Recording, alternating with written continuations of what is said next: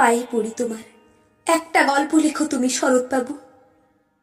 নিতান্তই সাধারণ মেয়ের গল্প, যে দুর্ভাগিনীকে দূরের থেকে পাল্লা দিতে হয় অন্তত ৫-৭ জন অসামান্যার সঙ্গে, অর্থাৎ সপ্তরথিনীর মার।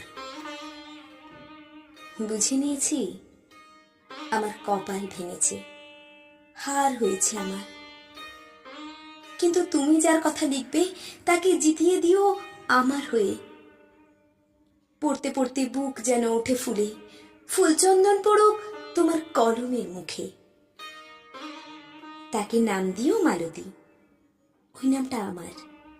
ধরা পড়বার ভয় নেই, এমন অনেক মালতী আছে বাংলাদেশে, তারা ফরাসি জার্মান জানে না, কাঁদতে জানে।